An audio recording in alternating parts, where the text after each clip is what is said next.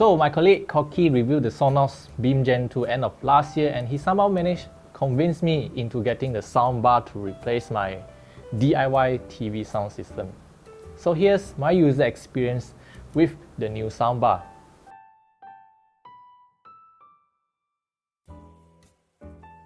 The setup process is extremely simple. What comes in the box is just a power cable and HDMI cable. Connect the power cable to the power source, and then connect the HDMI cable to the TV's HDMI ER output, and you are ready to rock. Even though the soundbar supports Ethernet cable connection for its smart capabilities, I will just stick with Wi-Fi so I have one less cable to manage. Unfortunately, the Beam Gen 2 doesn't support HDMI pass-through, so if you want to enjoy Dolby Atmos, make sure your TV supports it in the first place. One thing I didn't expect is how nicely the soundbar matches with the Samsung TV. The height is just nice, and I can fit the soundbar right under the TV. #perfect fit. Once you added the speaker into your Sonos app, this app, even though may look simple, but is feature-packed. It is primarily focused on the multimedia playback, and you can add your preferred music services from this long list of services, including music streaming, audiobooks, radios, and everything that has to do with audio. After adding all your services, you can directly access to those services inside the Sonos app and have it play back on your Sonos speakers. Deep in the menu, there are actually more tweaks you can configure for each of the Sonos products you own. For instance, the Beam Gen 2 can actually support a subwoofer surround system, so you can actually expand the system in the future.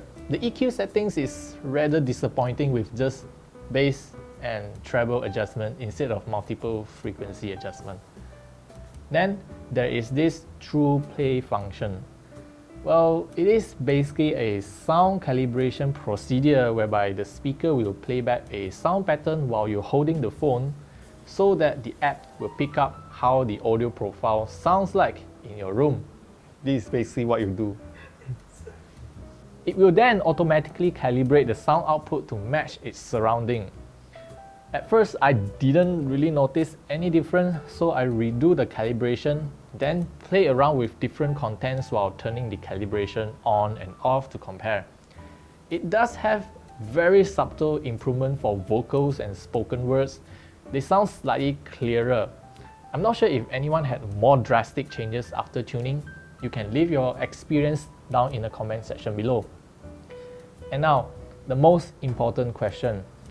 What is my user experience after using the Beam Gen 2 for about a week? In terms of audio, it was a huge improvement over the TV built-in speakers and even over the stereo bookshelf speakers. You see, there is nothing wrong with the stereo speakers. They sound great, but the advantage of the soundbar is that the speaker's placement. Because it is placed under the TV, it feels like the sound is coming right out from the screen.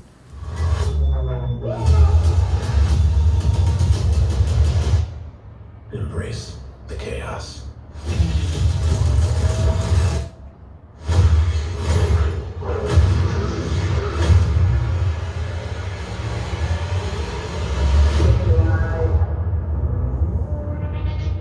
It supports stereo and multi-channel PCM, Dolby Digital and Digital Plus.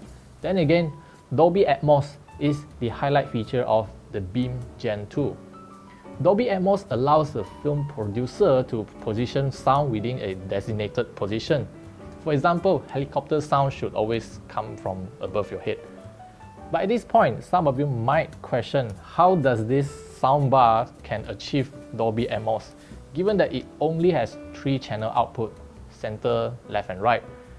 You see, we need to be able to differentiate the ability to decode and the ability to play back Dolby Atmos. Without any dedicated overhead speakers, what the Beam Gen 2 can do is to decode the Dolby Atmos signal and complete the playback the best it can with its triple channel sound system. So in the future, if you add more speakers to the surround system, then maybe you can have a more complete user experience from there. As for the software experience, I really like how Sonos App actually integrates with all the audio services, or those streaming services in the app.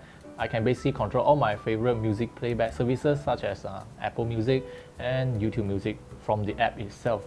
Because this soundbar actually supports AirPlay and I'm an Apple user, that makes the whole playback experience way better and easier. I can just straight away select the AirPlay speaker, which is the Beam Gen 2, and they pair up almost seamlessly and then start playback all the music from there.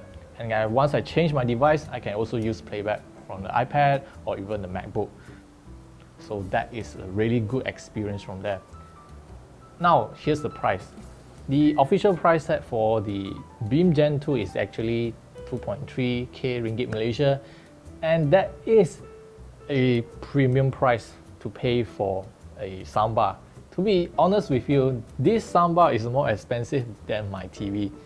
So yeah, but here's the thing. For a smart connected soundbar like the Beam Gen 2, I believe all the features and functionalities and the benefits I gain from there, that is way better than any of the conventional Bluetooth speakers, which you have to go through the Bluetooth connection and then turn it on and off, pair, and yeah, it is just too much of a hassle.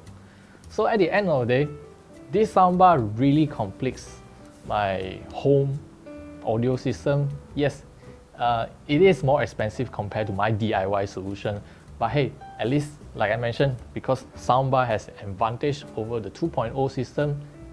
By the way, I will do another video just to compare between this soundbar and my previous DIY solution, so you can always subscribe and stay tuned for that video to come up really soon. So that's all pretty much with my experience with the Sonos Beam Gen 2. If you have any question, or if you have your own user experience with Sonos product, you can always leave your comment down in the comment section below. And that's it. I'll see you guys in the next video.